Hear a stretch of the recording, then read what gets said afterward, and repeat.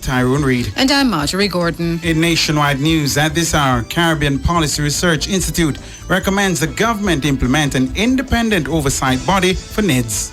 Meanwhile, the Justice Minister is seeking to assure Jamaicans that sufficient time will be allowed for consultations on the controversial NIDS bill. And human rights lobby group JFJ is rejecting claims that the absence of a digital biometric identification system is to be blamed for government inefficiencies. PNP presidential candidate Lisa Hanna is challenging the NWU delegates list to be used in the party's internal election on November 7. Police Commissioner says only 6 of the nearly 450 cases involving the mentally ill in Kingston and St. Andrew, including the use of a firearm by a member of the constabulary. Transport Authority invites PPV operators seeking to select routes in Above Rocks, St. Catherine to contact the authority. In news from the rest of the world, the U.S. leader of a sex cult has been sentenced to 120 years in prison. And in sport, U.S. sprinter and world 100-meter champion Christian Coleman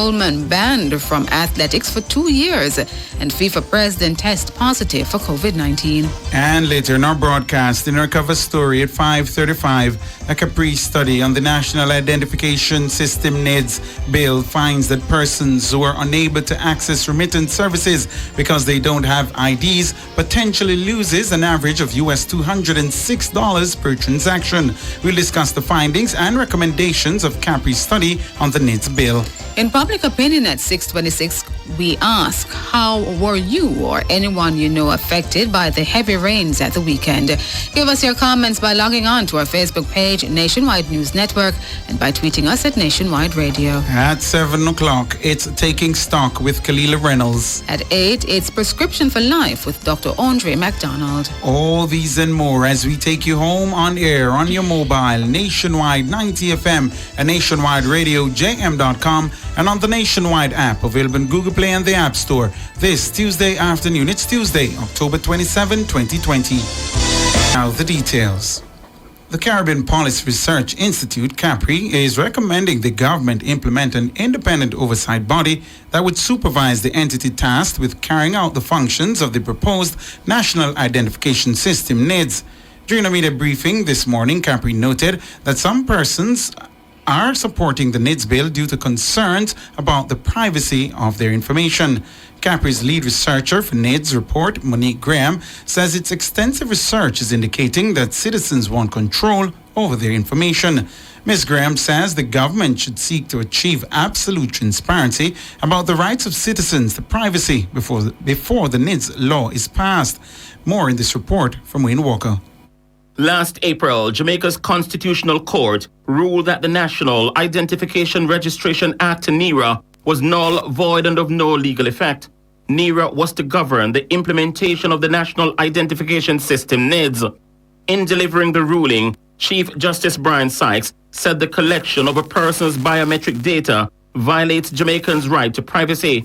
However, Ms. Graham says the concerns outlined by the court were taken into consideration for the new NIDS bill. She adds that it is vital that persons give consent for their information to be accessed. More importantly, it emphasizes the need for citizens' consent. When citizens know that they have control over their information, they are more inclined to trust in the system. An independent body that is responsible for overseeing the operations of the authority should also be implemented. And this body will also hold accountable the authority for enabling and protecting the rights of citizens. Ms. Graham also sought to reassure the public that their personal information will be handled in a safe and secure manner. She also sought to explain the biometric requirements of the NIDS. This identification system, it is certainly not a panacea, but rather the first step in overcoming the barrier of not having an identification. The system will require your current first name, current last name, and the date of birth. And yes, biometrics will be an important feature of the system because of the irrefutable link it gives to the individual. The biometric requirements would be fingerprint of all 10 fingers and facial image. Ms. Graham says digitizing biometric data will link the existing identification systems with a more effective identification platform. Now, by adopting this ID, there are benefits to be gained. Yes, benefits to you. Firstly, this system will address the lack of interconnectedness among the existing identity systems, which has facilitated the forging of identities. With this national identification system, the unique national identification number that is generated will provide the link between the existing systems. Wayne Walker for Nationwide News. Justice Minister Delroy Chuck is seeking to assure Jamaicans that sufficient time will be allowed to pursue consultations on the controversial NIDS bill. His assurance comes as human rights lobby group Jamaicans for Justice, JFJ, has raised concerns that stakeholders need more time to review the legislation. The government says it will table, debate and pass the fresh legislation by the end of the year. This after the Supreme Court last year ruled that aspects of the controversial bill are in violation of the Jamaican Constitution and had declared the entire law null and void.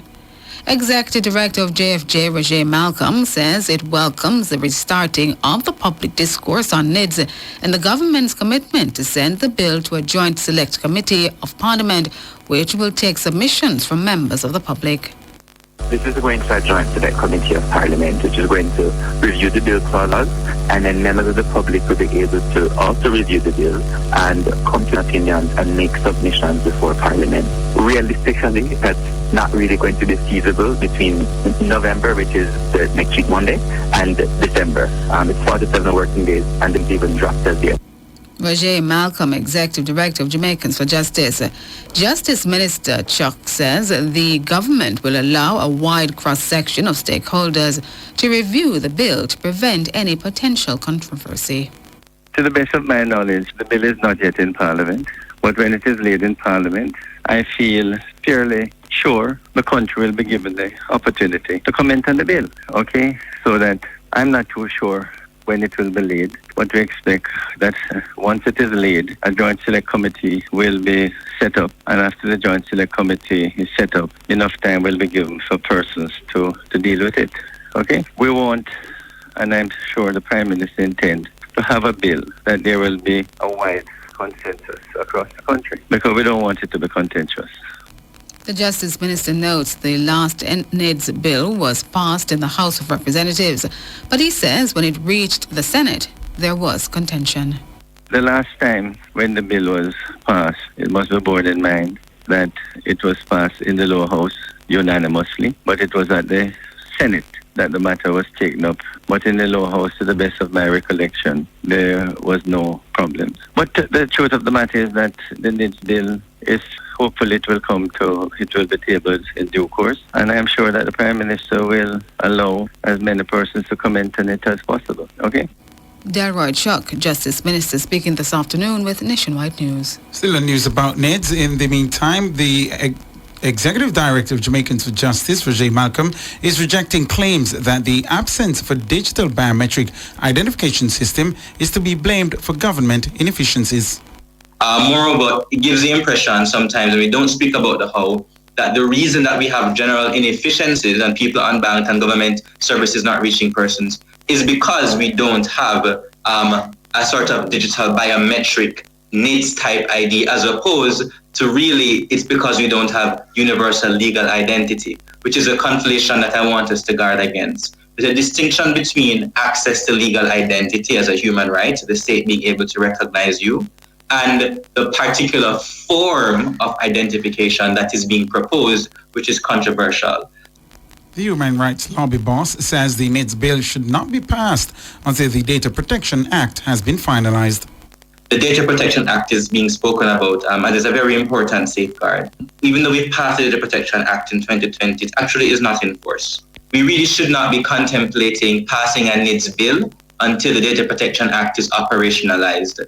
Without the Data Protection Act in force, we won't have any information commissioner. No regulations actually govern how data controllers should work. The Data Protection Act simply articulates standards. We won't have a context of data protection culture and practices within which to evaluate and understand needs. And we may even have both of these laws being implemented simultaneously. Mr. Malcolm says there is a high risk of social exclusion. So depending on how NIDS is deployed, for example, if it's deployed in a way where it is the only means that persons can use to navigate their engagement with the state, for example, it's not simply to know who you are, but it's the only way you can access any and all services, as has been proposed in some spaces, and is in more in extreme circumstances for those like in Estonia.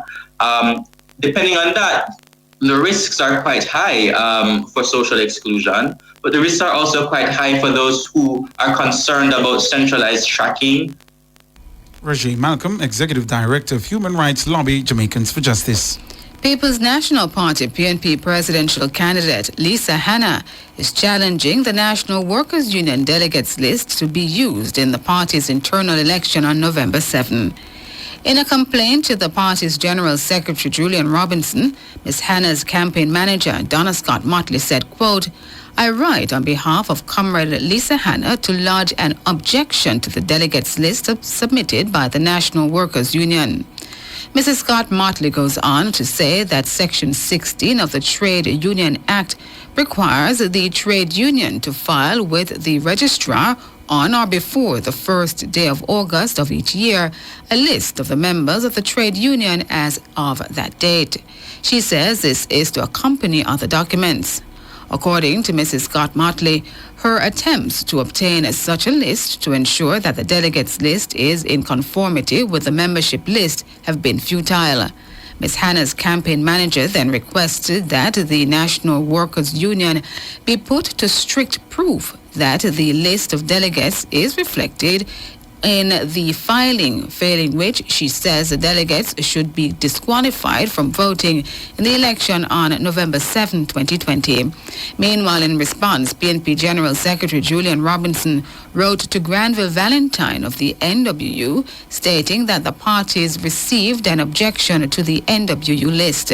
Mr. Robinson says the Monitoring and Appeals Committee is inviting Valentine and his representatives to a meeting tomorrow, Wednesday, October 28 at 4 p.m. at the PNP headquarters.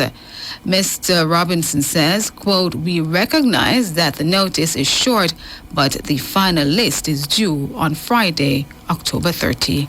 You're listening to Nationwide at 5. More news after these.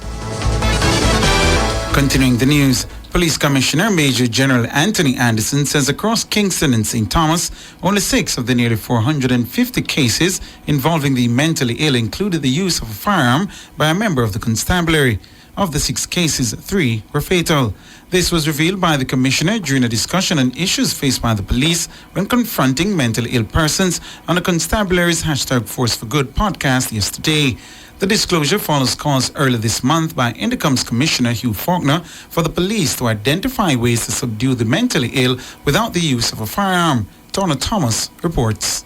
The police commissioner disclosed that of the nearly 450 calls in Kingston and St. Andrew, the police only used their weapons 6 times. Within the corporate area in St. Thomas, I'll just deal with that. Since the beginning of the year, we have had 446 such calls. So more than we've had days. So this is what the police have been dealing with over the period. Out of that, there have been 3 incidents where the police have had to engage them with a firearm which results in a fatality, and that's within this space. And 3 incidents where they engaged them and it was not fatal, out of 446. I think that gives a better perspective of the size of the problem. Major General Anderson says of those matters so far this year, in 120 of them, the police secured the mentally challenged person and transported them to the hospital for treatment. During an Indicom media conference earlier this month, it was revealed that 15 mentally ill persons were shot by the police in the first 9 months of this year. Of that number, 6 died. The police commissioner says this doesn't suggest the police have a tendency to use lethal force when dealing with matters involving mentally challenged persons. That's not suggestive of officers having a propensity at all or in any way to shoot the mentally ill. It suggests that these were extreme cases, and I think for the most part Indicom has agreed with us because they have recommended no charges and no further action against these officers. He further notes that the police aren't using their firearm against the mentally ill by default. As long as the person is static and passive, that negotiation continues. Once the person is dynamic, active, and is moving towards them to chop them, then there's a legitimate use of lethal force. Meanwhile, the police commissioner reasoned that the use of lethal force was justifiable because by Indicom's own report, there were no recommendations for charges to be laid in the 15 cases. So of the 15 cases, when I look through them, of course, some are older cases because, it takes a while to investigate things and so on. I think some of them go back to 2012, 2013 and so on. But within this quarter, those are the ones they've come to a conclusion on. None of those officers were recommended for either criminal charges to be laid or for disciplinary action to be taken against them, which I think is indicative of the fact that they were justifiable shootings. Tawna Thomas for Nationwide News. World in a Minute is brought to you by ABC Electrical Sales. We make things as easy as ABC. Hose assembly and supply, equipping Jamaica for success. The World in a Minute. The U.S. leader of a sex cult has been sentenced to 120 years in prison. Nexium founder Keith Raniere was convicted last year of racketeering, sex trafficking, child pornography possession, and other crimes. As leader of the group, he recruited women as slaves and forced them to have sex with him. Prosecutors said the 60-year-old should spend his life behind bars for the immeasurable damages he caused to victims of the cult. District Judge Nicholas Grafos also fined Raniere $1.75 million at the sentencing hearing in Brooklyn today. Raniere himself never took the stand during the case last year. He was the only member of Nexium's leadership to face trial as others took plea deals. World in a Minute was brought to you by ABC Electrical Sales. We make things as easy as ABC. Hose assembly and supply, equipping Jamaica for success. Recapping the top stories making nationwide news at this hour. Capri recommends the government implement an independent oversight body for NIDS.